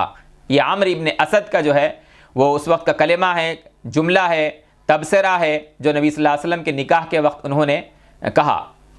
آپ صلی اللہ علیہ وسلم کے نکاح کی جو تاریخ ہے، جیسے کہ میں نے بھی ذکر کیا، شام کے سفر سے واپسی کے تیسرے ماہ کے اندر جو ہے یہ نکاح پیش آیا، جو عام الفیل کا جو ہے وہ 26واں سال تھا. نبی صلی اللہ علیہ وسلم کی اس وقت عمر 25-26 سال تھی. ماہ سفر کے بالکل آخر کے اندر یہ مبارک نکاح ہوا. اور یہ جو کہا جاتا ہے کہ سفر کا جو نکاح ہے اس سے گریز کرنا چاہیے، نبی صلی اللہ علیہ وسلم کا سب سے پہلا نکاح حضرت خدیجہ رضی اللہ تعالی عنہا کے ساتھ ہونے والا نکاح جو ہے وہ ماہ سفر کے اندر ہوا ہے. یہ ایک بابرکت نکاح تھا جس کی تفصیل ہم ابھی ذکر کریں گے. نکاح کے موقع پر جو ہے حضرت عمار ابن یاسر رضی اللہ تعالی عنہ کہتے ہیں کہ میں اس نشست کے اندر شریک تھا. آپ صلی اللہ علیہ وسلم کے ساتھ جو لوگ گئے، حضرت ابو طالب، حضرت حمزہ، تو میں بھی آپ صلی اللہ علیہ وسلم کے ساتھ موجود تھا. جب ہم حضرت خدیجہ کے گھر پہنچے تو حضرت خدیجہ رضی اللہ تعالی عنہ کے گھر میں جو ہے اس نکاح کی تقریب کے موقع پر ایک گائے جو ہے وہ ذبح کی گئی تھی. سبل الہدیٰ والرشاد سیرت نگار جو ہیں انہوں نے اس واقعے کو نقل کیا ہے. نبی صلی اللہ علیہ وسلم نے خود جو ولیمہ کیا اس میں جو ہے ایک روایت کے مطابق ایک اور دوسری روایت کے مطابق نبی صلی اللہ علیہ وسلم نے 2 اونٹ ذبح کیے. نکاح کے وقت نبی صلی اللہ علیہ وسلم جو ہے اور آپ صلی اللہ علیہ وسلم اور حضرت خدیجہ کی جو عمر تھی، آپ صلی اللہ علیہ وسلم کی عمر 25 سال اور حضرت خدیجہ کی عمر جو ہے وہ 40 سال نقل کی گئی ہے. بعض روایات میں آتا ہے کہ حضرت خدیجہ رضی اللہ تعالی عنہ کی عمر جو ہے نکاح کے وقت 28 سال تھی. حضرت خدیجہ رضی اللہ تعالی عنہ کی بیہقی نے اور ابن کثیر نے ایک روایت نقل کی ہے کہ جب حضرت خدیجہ کا وصال ہوا، ان کی جو وفات ہوئی، تو ان کی عمر 50 سال تھی. اس اعتبار سے دیکھا جائے تو ہمیں اندازہ ہوتا ہے کہ حضرت خدیجہ کی عمر نکاح کے وقت 28 سال ہوگی، لیکن سیرت نگاروں نے 40 سال کی عمر کو جو ہے وہ ترجیح دی ہے. حاکم جو ہیں مستدرک میں انہوں نے ابن اسحاق سے نقل کیا ہے کہ نبی کریم صلی اللہ علیہ وسلم کی عمر نکاح کے وقت جو ہے وہ 28 سال تھی. بہرحال اکثر سیرت نگاروں نے آپ صلی اللہ علیہ وسلم کی نکاح کی عمر کو 25 اور حضرت خدیجہ کی عمر کو جو ہے وہ 40 ذکر کیا ہے. اس نکاح کے بنیاد پر مستشرقین نے اورینٹیلسٹ جو ہیں جنہوں نے سیرت پر کام کیا ہے، بعض مستشرقین نے انہوں نے الزام لگایا کہ یہ نکاح جو ہے وہ مال کے لالچ میں ہوا ہے، نعوذ باللہ ثم نعوذ باللہ. جبکہ ہم نبی صلی اللہ علیہ وسلم کی سیرت کو دیکھتے ہیں تو آپ صلی اللہ علیہ وسلم اپنی زندگی میں کبھی مال کے پیچھے نہیں بھاگے ہیں. ولید ابن مغیرہ کا واقعہ ہم شروع سے ذکر کرتے چلے آ رہے ہیں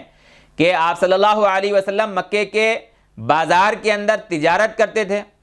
اپنے مال کو سب سے پہلے فروخت کر دیتے تھے. ولید نے جیسے کہا کہ ہم مال لے کر آتے ہیں اور جو ہے غروب آفتاب تک بیٹھے رہتے ہیں. اس زمانے میں راتوں کے اندر بہت زیادہ تجارتی منڈیاں اور بازار نہیں لگتے تھے. غروب آفتاب کے ساتھ، سورج ڈوبنے کے ساتھ ساتھ منڈیاں جو ہے وہ ختم ہو جاتی تھیں. تو ولید ابن مغیرہ کہتا ہے کہ ہم شام تک، غروب آفتاب تک اپنے مال کو لے کے بیٹھے رہتے ہیں اور پھر اپنا مال سمیٹ کر جتنا بکا اور جو رہ گیا اس کو سمیٹ کر جو ہے وہ اپنے گوداموں میں لے جا کر رکھتے ہیں تاکہ دوسرے دن پھر لے کر آئیں. اور ان کا حال یہ ہے محمد ابن عبداللہ کا صلی اللہ علیہ وسلم کہ یہ اپنا مال لاتے ہیں اور زوال تک، یعنی سورج جو ہے وہ آدھے دن کے بعد جب زوال کی طرف مائل ہو جاتا ہے اس وقت تک یہ اپنا مال بیچ کر جو ہے وہ بازار چھوڑ کر چلے بھی جاتے ہیں. پھر بھی آپ کی زندگی کے اندر مال کا اثر اور تمول اور مالداری ہم کو دکھائی نہیں دیتی. کیوں؟ اتنی مہارت تجارت میں ہونے کے باوجود آپ صلی اللہ علیہ وسلم کے اوپر مال کا اثر کیوں نہیں دکھائی دیتا؟ مال جمع کیوں نہیں ہوتا؟ تو وہ اپنا تجربہ ذکر کرتا ہے کہ میں نے دیکھا ان کا پیچھا کر کے کہ روزانہ کی بنیاد پر آپ صلی اللہ علیہ وسلم بازار سے نکلے اپنا مال بیچ کر، مکے کی گلیوں میں جا رہے ہیں اور ایک گھر کھٹکھٹایا، وہاں پر کوئی جو ہے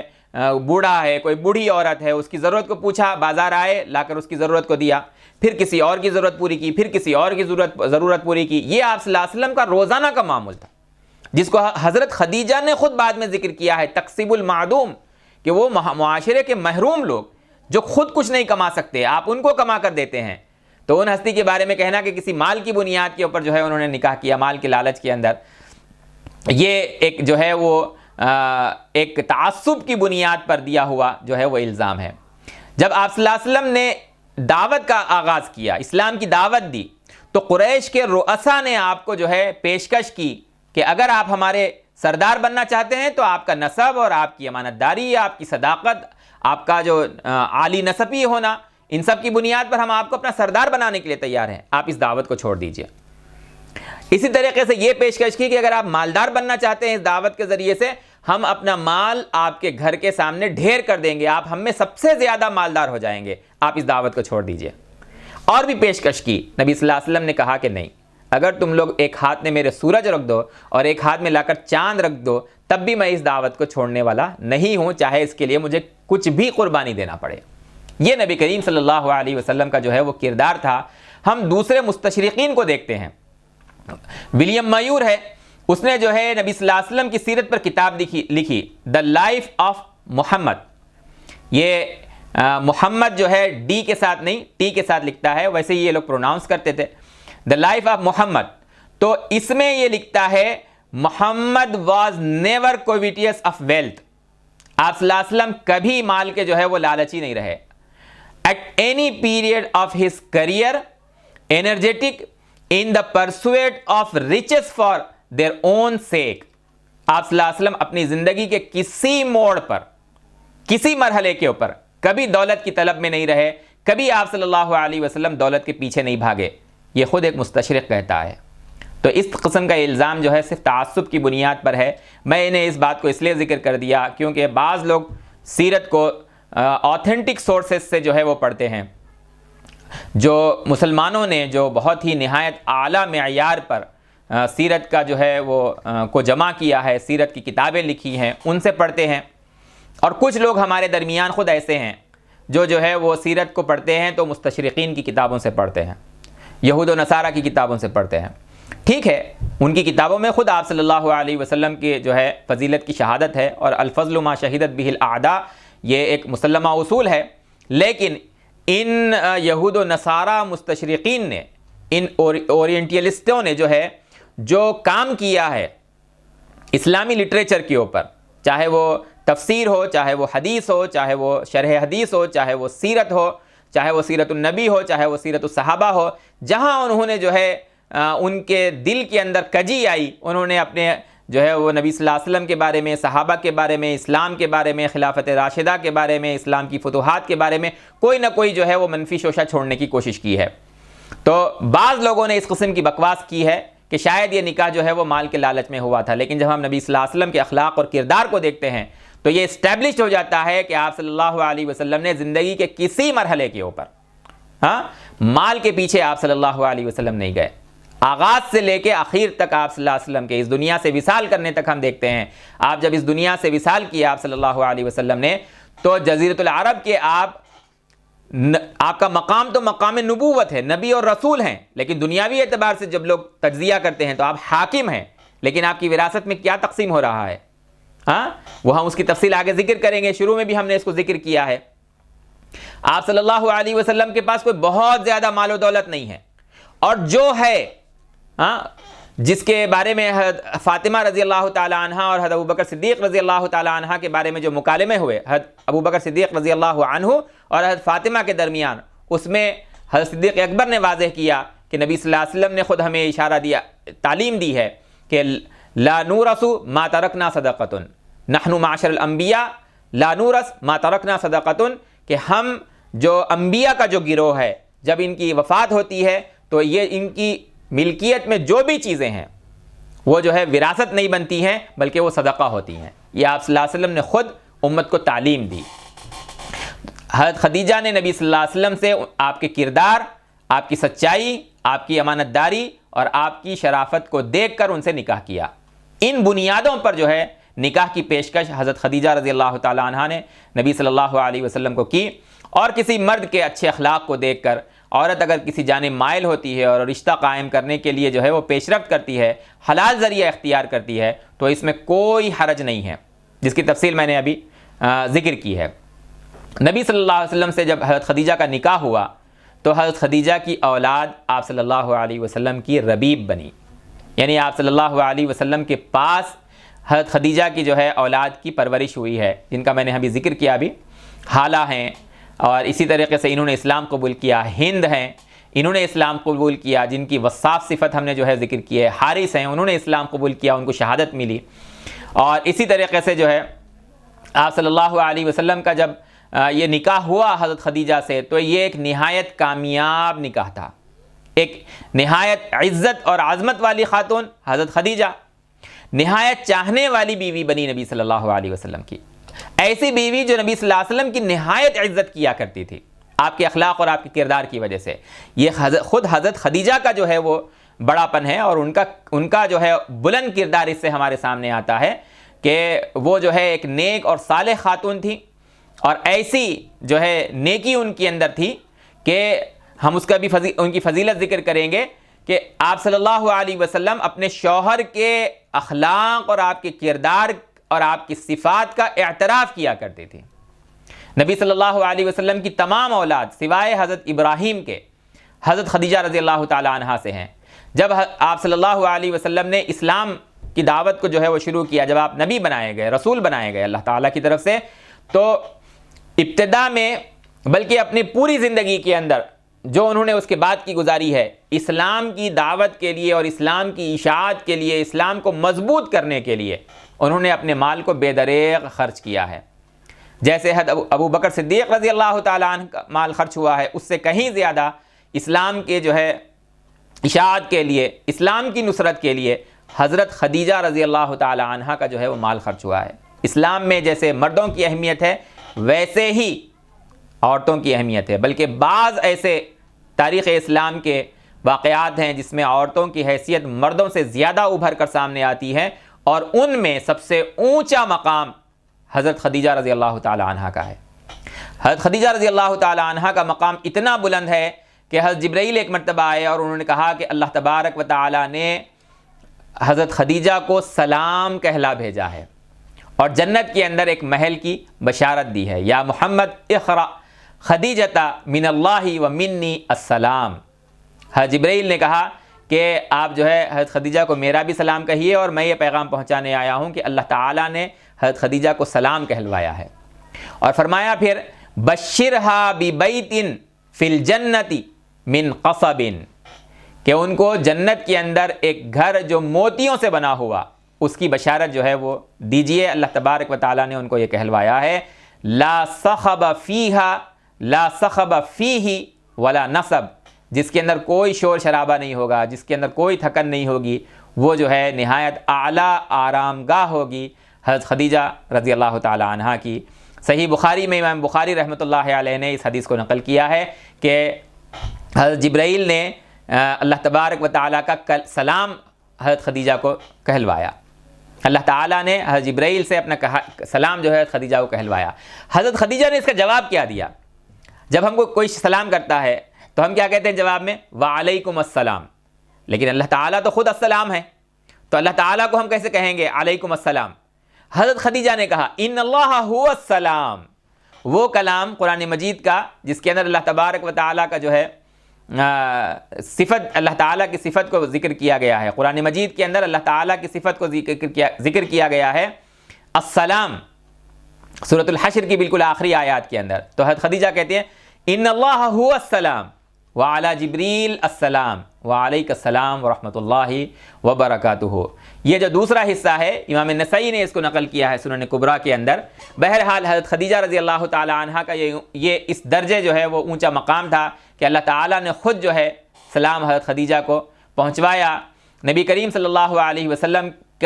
کی زندگی میں حضرت خدیجہ کا ایسا مقام تھا کہ حضرت خدیجہ کی زندگی میں نبی صلی اللہ علیہ وسلم نے پھر کوئی نکاح نہیں کیا۔ البتہ حالانکہ حضرت خدیجہ کی عمر زیادہ تھی، حالانکہ حضرت خدیجہ پہلے سے شادی شدہ تھی، نبی صلی اللہ علیہ وسلم نے ان کے نکاح میں کسی اور سے نکاح نہیں کیا۔ 25 سال میں آپ صلی اللہ علیہ وسلم نے اپنی عمر کے 25 سال میں حضرت خدیجہ سے نکاح کیا، اور جب آپ کی 53 سال عمر تھی حضرت خدیجہ رضی اللہ تعالی عنہ کا وصال ہوا، اور اس وقت تک آپ صلی اللہ علیہ وسلم صرف حضرت خدیجہ رضی اللہ تعالی عنہ کے ساتھ رہے۔ حضرت خدیجہ رضی اللہ تعالی عنہ کے بعد میں نبی کریم صلی اللہ علیہ وسلم نے متعدد نکاح کیے. ان نکاحوں کی بھی جو ہے اپنی حکمتیں ہیں جن کو ہم اپنی اپنی جگہ کے اوپر ذکر کریں گے. روایات میں آتا ہے کہ جب حضرت خدیجہ رضی اللہ تعالی عنہ کا وصال ہوا تو ایک لمبے عرصے تک نبی صلی اللہ علیہ وسلم کے چہرے سے جو ہے وہ مسکراہٹ اور ہنسی جو ہے وہ گم ہو گئی. آپ صلی اللہ علیہ وسلم ہمیشہ حضرت خدیجہ کے بعد حضرت خدیجہ کو جو ہے وہ یاد کرتے، حتیٰ کہ حضرت خدیجہ کے جو رشتہ دار ہیں اور ان کے جو دوست تھے ان کا جو ہے سہیلیاں جو تھیں ان کا احترام کیا کرتے تھے. گھر میں کوئی چیز اچھی بنتی مدینے میں تک، اور حضرت خدیجہ کی سہیلیاں جو ہجرت کر کے مدینہ المنورہ پہنچی تھیں، اگر وہ ہوتی وہاں پر تو آپ صلی اللہ علیہ وسلم جو ہے وہ ان کو اگر گوشت کٹتا تو اس کو بھیجاتے، کوئی اور چیز بنتی تو اس کو بھیجاتے. حضرت عائشہ صدیقہ رضی اللہ تعالی عنہ فرماتی ہیں کہ جو میری دوسری سوتنیں تھیں مجھے ان میں سے کسی سے وہ سوتاپا محسوس نہیں ہوا جو حضرت خدیجہ رضی اللہ تعالی عنہ سے جو ہے وہ محسوس ہوتا تھا. آپ صلی اللہ علیہ وسلم کی محبت کی بنیاد پر. حالانکہ حضرت خدیجہ جو ہے وہ جب حضرت عائشہ کا نکاح ہوا حضرت خدیجہ وفات پا چکی ہیں، دونوں ایک وقت میں نبی صلی اللہ علیہ وسلم کے نکاح میں نہیں تھے. تو حضرت عائشہ نے ایک مرتبہ نبی صلی اللہ علیہ وسلم سے کہا کہ آپ کس کو یاد کرتے ہیں؟ اللہ تعالیٰ نے آپ کو کتنی اچھی بیوی بدل کر دے دی. ہاں، ان کو یاد کرتے ہیں آپ جو بہت معمر تھیں. نبی صلی اللہ علیہ وسلم کو حضرت عائشہ کا جو ہے وہ یہ طریقہ کار کچھ ناگوار گزرا، اور آپ صلی اللہ علیہ وسلم نے کہا کہ نہیں، اللہ نے مجھے خدیجہ سے بدل کر کوئی اور اچھی بیوی نہیں دی، یعنی خدیجہ سے اچھی مجھے کوئی اور بیوی نہیں ملی ہے. مجھے اللہ تعالیٰ نے جو ہے،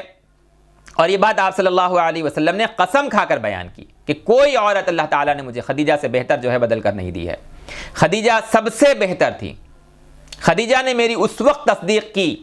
جبکہ کسی نے میری تصدیق نہیں کی تھی. سب سے پہلی تصدیق کرنے والی خاتون وہ حضرت خدیجہ ہیں. صدیق اکبر بھی ان کا مقام جو ہے وہ اسلام قبول کرنے اور نبی صلی اللہ علیہ وسلم کی تصدیق میں سب سے پہلا نہیں بلکہ حضرت خدیجہ کا ہے،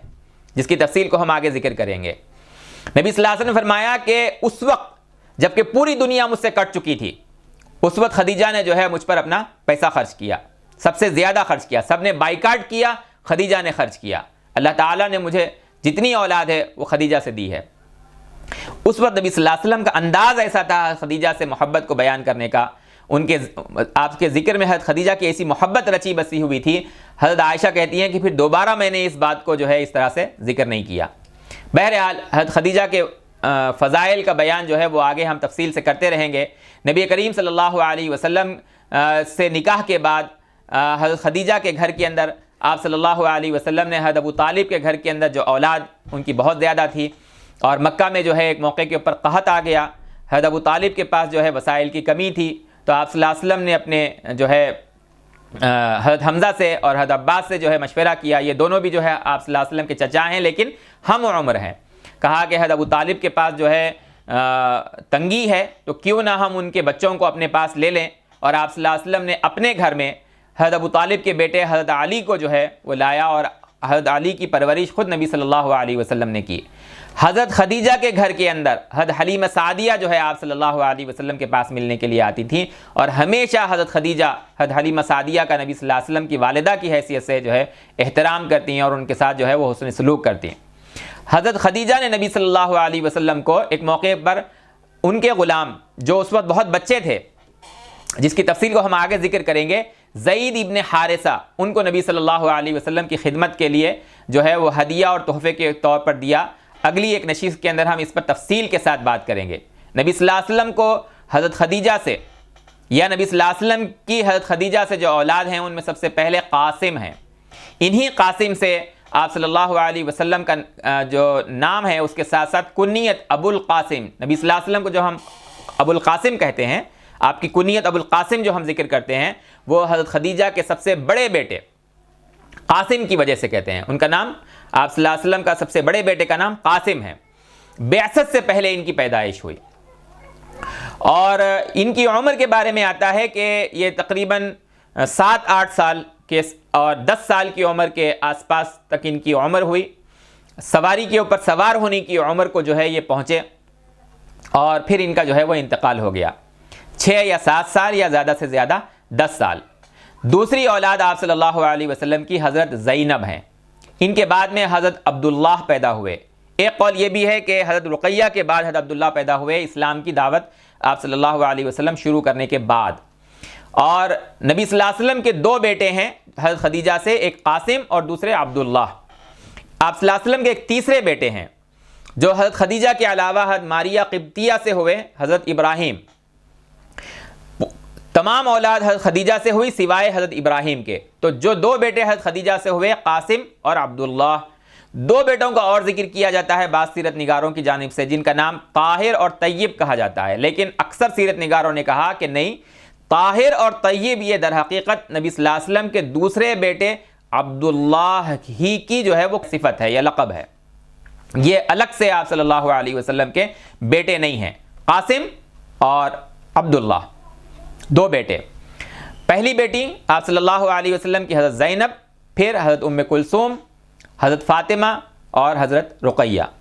ایک روایت کے مطابق حضرت رقیہ سب سے چھوٹی بیٹی ہیں اور ایک روایت کے مطابق حضرت فاطمہ سب سے چھوٹی بیٹی ہیں۔ نبی کریم صلی اللہ علیہ وسلم کی جتنی اولاد ہیں ان میں سے قاسم اور عبداللہ کا ان کا مکے ہی میں انتقال ہو گیا، اور بچیاں جو ہیں آپ صلی اللہ علیہ وسلم کی بیٹیاں، انہوں نے دور نبوت کو پایا، اسلام قبول کیا، آپ صلی اللہ علیہ وسلم کے ساتھ ہجرت کی، بلکہ حضرت عثمان کے ساتھ آپ صلی اللہ علیہ وسلم کی بعض بیٹیوں نے 2 مرتبہ ہجرت کی، ہجرت حبشہ اور ہجرت مدینہ۔ اور سوائے حضرت فاطمہ کے سب کا نبی کریم صلی اللہ علیہ وسلم کی حیات مبارکہ ہی میں انتقال ہو گیا، حضرت زینب کا، حضرت ام کلثوم کا، اور اسی طریقے سے حضرت رقیہ کا۔ حضرت فاطمہ کا جو ہے آپ صلی اللہ علیہ وسلم کے انتقال کے بعد حضرت فاطمہ حیات تھیں، اور وصال سے پہلے حضرت فاطمہ جب نبی صلی اللہ علیہ وسلم کے قریب پہنچیں، آپ صلی اللہ علیہ وسلم نے ان کو بلوایا تو آپ صلی اللہ علیہ وسلم نے رازداری میں حضرت فاطمہ سے کچھ کہا جب حضرت فاطمہ رو رہی تھی۔ حضرت فاطمہ جو ہے سے نبی صلی اللہ علیہ وسلم نے کچھ کہا تو وہ رونے لگی پہلے، نبی صلی اللہ علیہ وسلم نے پھر ان کو اپنے قریب کیا اور رازداری سے پھر کچھ کہا تو وہ ہنس پڑی۔ تو حضرت عائشہ نے اس وقت تو نہیں، البتہ بعد میں سوال کیا کہ پہلے تم جو ہے نبی صلی اللہ علیہ وسلم نے آپ کو کچھ رازداری میں کہا تو تم رونے لگی تھی، اور پھر کچھ رازداری میں کہا تو جو ہے وہ پھر تم نے ہنس دیا، کیوں، ایسا کیا بات آپ صلی اللہ علیہ وسلم نے کہی تھی؟ تو حضرت فاطمہ نے پہلے کہا کہ جب میں رو پڑی اس وقت آپ صلی اللہ علیہ وسلم نے مجھے اطلاع دی تھی اور یہ خبر دی تھی کہ آپ کے اب وصال کا وقت قریب آ چکا ہے، اور پھر جب دوسری مرتبہ آپ صلی اللہ علیہ وسلم نے مجھے کچھ کہا تو اس میں یہ کہا کہ میرے پاس سب سے پہلے پہنچنے والی جو ہے وہ تم ہوگی۔ اور اہل بیت میں نبی صلی اللہ علیہ وسلم کی وفات کے وقت حضرت فاطمہ حیات تھیں، اور بعد میں آپ صلی اللہ علیہ وسلم کے حضرت فاطمہ کا جو ہے وصال ہوا ہے، اس کی تفصیل ہم آگے ذکر کریں گے انشاءاللہ العزیز۔ یہ جو پہلو ہے کہ آپ کی پیدائش سے پہلے جبکہ ابھی آپ حمل میں تھے، حضرت آمنہ کے پاس حمل میں تھے نبی صلی اللہ علیہ وسلم، آپ کے والد کا انتقال ہو گیا، بچپن ہی میں والدہ کا انتقال ہو گیا حضرت آمنہ کا، پھر حضرت عبد المطلب کا انتقال ہو گیا، پھر آپ صلی اللہ علیہ وسلم کی جو نرینہ اولاد ہے حضرت قاسم کا، حضرت عبداللہ کا جو ہے وہ انتقال ہو گیا، جبکہ وہ بھی بچے تھے، اور آپ ہی کی حیات مبارکہ کے اندر آپ کی تمام بچیوں کا جو ہے وہ انتقال ہو گیا۔ یہ سخت آزمائشوں کی زندگی جو ہے وہ آپ صلی اللہ علیہ وسلم نے گزاری۔ حضرت ابراہیم جو حضرت ماریہ قبطیہ سے آپ کے بیٹے ہیں، ان کی کل عمر جو ہے وہ 18 مہینے سیرت نگاروں نے نقل کی ہے کہ اس عمر کے اندر جبکہ بچہ بہت خوبصورت اس کی زندگی ہوتی ہے، اور وہ بہت خوبصورت تھے جن کے فضائل بھی نبی صلی اللہ علیہ وسلم نے بیان کیے ہیں، لیکن ان کا انتقال آپ صلی اللہ علیہ وسلم کی گود میں ہوا۔ آپ صلی اللہ علیہ وسلم کی آنکھوں سے اس وقت آنسو جاری ہو گئے، اور آپ نے فرمایا لا نقول الا ما یرضی بہ ربنا، کہ ان بفراقک یا ابراہیم لمحزونون ولا نقول الا ما یرضی بہ ربنا، اے ابراہیم تمہاری جدائی سے ہم بہت غمگین ہیں، لیکن ایسی کوئی بات ہم اپنی زبان سے نہیں نکالیں گے جو ہمارے رب کو جو ہے وہ ناراض کر دے، وہی بات ہم اپنی زبان سے نکالیں گے جو ہمارے رب کو راضی کرنے والی ہے، یعنی تقدیر کے اوپر راضی برضا رہنا، اللہ تعالیٰ کی کا جو فیصلہ ہے اس پر راضی برضا رہنا۔ یہ نبی صلی اللہ علیہ وسلم نے اپنی امت کو اس کی تعلیم دی، تو ظاہر بات ہے نبی کریم صلی اللہ علیہ وسلم اس پر بدرجہ اولا عمل کرنے والے تھے۔ آپ صلی اللہ علیہ وسلم نے فرمایا لا نقول الا ما یرضی بہ ربنا۔ مکۃ المکرمہ میں جب پہلے حضرت قاسم کا انتقال ہو گیا آپ صلی اللہ علیہ وسلم کے بڑے بیٹے، پھر حضرت عبداللہ کا انتقال ہو گیا، تو حضرت عبداللہ کی وفات پر مکے کے اندر اسلام، چونکہ آپ صلی اللہ علیہ وسلم نے اس کی دعوت کو شروع کر دیا تھا، تو ابو جہل نے اور مخالفین نے جو ہے وہ بڑا خوشی کا اظہار کیا اللہ کی پناہ، اور ابو جہل نے کہا کہ قد بطر محمد، قد بطر محمد، کہ محمد کی جو ہے وہ جڑ کٹ گئی، نعوذ باللہ، ان کی نسل جو ہے وہ اب آگے نہیں بڑھے گی۔ تو اللہ تعالیٰ نے سورۃ الکوثر کو جو ہے وہ نازل کیا کہ یہ کن پیمانوں سے جو ہے آپ کے مقام کو وہ تول رہے ہیں، آپ کی جڑ جو ہے وہ در حقیقت اسلام ہے، انا اعطیناک الکوثر، اور اس اسلام کی جڑ کا جو ہے ظہور وہ قیامت کے دن حشر کے میدان میں ہوگا، جب انسانیت کے گروہ جوق در جوق جو ہے وہ آپ صلی اللہ علیہ وسلم کے حوض کے اوپر حاضر ہوں گے۔ تمام انبیاء کی جو پیروکار ہیں وہ ایک طرف، ان سب سے بڑھ کر نبی کریم صلی اللہ علیہ وسلم کے پیروکار اس وقت ہوں گے۔ انا اعطیناک الکوثر فصل لربک وانحر۔ آپ ان جو ہے مخالفین اور معاندین اور جو مخالفت کرنے والے ہیں ان سے متاثر مت ہوئیے، اپنے رب کی عبادت میں لگے رہیے، قربانی دیجیے آپ۔ اور ان شانیک هو الابتر، یہ قد بطر محمد کہتا ہے آپ کا دشمن خود جو ہے وہ ابتر ہے، اور اس ابتر کا حال جو ہے وہ بدر کے اندر جو ہے وہ ظاہر ہوگا۔ نبی صلی اللہ علیہ وسلم کے احوال پر، آپ صلی اللہ علیہ وسلم کی سیرت کے اوپر، آپ کے خاص زندگی کے احوال کے اوپر ہم قرآن مجید کے اندر یہ صورتیں ملتی ہیں، سورۃ الکوثر، سورۃ الضحیٰ، اور اسی طریقے سے جو ہے وہ سورۃ الانشراح، رفعنا لک ذکرک، جس کا ہم نے اس سے پہلے ذکر کیا ہے۔ بہرحال نبی صلی اللہ علیہ وسلم کی زندگی جو ہے وہ قربانیوں سے بھری ہوئی، اور اس کی وجہ یہ تھی کہ جب انسان ایک صالح جو ہے ہستی، جو نہ صرف یہ کہ صالح، شہید، بلکہ صدیق، اور ان سے ہی بڑھ کر نبی و رسول، بلکہ اولو العزم من الرسول، بلکہ ان سے بھی بڑھ کر جو ہے وہ تمام انبیاء میں سب سے افضل ہستی ہیں، ان صالحین کے لیے اللہ تبارک و تعالیٰ کا اصول یہ ہے کہ جو جتنا اللہ تعالیٰ سے مقرب ہوتا ہے اتنا ان کی زندگیوں کے اندر قربانیاں ہوتی ہیں۔ ان قربانیوں سے ان ہستیوں کا اللہ تبارک و تعالیٰ سے تعلق مضبوط ہوتا ہے، صبر کا مادہ ان کے اندر پیدا ہوتا ہے، جو نعمتیں ملتی ہیں ان کے اوپر شکر، ان کی زندگیوں کے اندر شکر کا اظہار غیر معمولی جو ہے وہ سامنے آتا ہے۔ دلوں کے اندر قربانیوں کے نتیجے میں جو ہے وہ نرمی پیدا ہوتی ہے، کمزوروں کے اوپر وہ جو رحم، اور یتیموں کے اوپر سے جو ہے کمزوروں سے جو ہے وہ رحم کا تعلق جو ہے وہ بنتا ہے۔ یہ آپ صلی اللہ علیہ وسلم کے زندگی کے دو اہم واقعات کو ہم نے ذکر کیا آج۔ ایک تو آپ صلی اللہ علیہ وسلم کی زندگی جو معاش حاصل کرنے کے لیے تجارت کا جو پہلو ہے اس کو ہم نے ذکر کیا کہ آپ صلی اللہ علیہ وسلم شروع میں بکریاں آپ چراتے تھے، بعد میں آپ نے تجارت کی، حضرت خدیجہ کے مال پر جو ہے وہ مضاربت کیا آپ صلی اللہ علیہ وسلم نے۔ آپ کے سفر تجارت کے جو ہے وہ شام، یمن، بحرین وغیرہ کے ہوئے، اور مکے کے ایک کامیاب تاجر کی حیثیت سے آپ صلی اللہ علیہ وسلم اپنی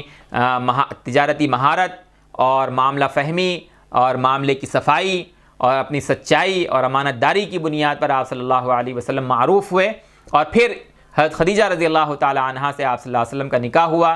آپ صلی اللہ علیہ وسلم کو تمام اولاد حضرت خدیجہ رضی اللہ تعالی عنہا سے ہوئی، سوائے حضرت ابراہیم کے جس کا ہم نے بھی ذکر کیا، اور ایک کامیاب زندگی آپ صلی اللہ علیہ وسلم نے، شادی شدہ زندگی، نکاح کی زندگی حضرت خدیجہ رضی اللہ تعالی عنہا کے ساتھ گزاری۔ اقول قولی ھذا استغفر اللہ لی ولکم ولسائر المسلمین والمسلمات فاستغفروہ انہ هو الغفور الرحیم۔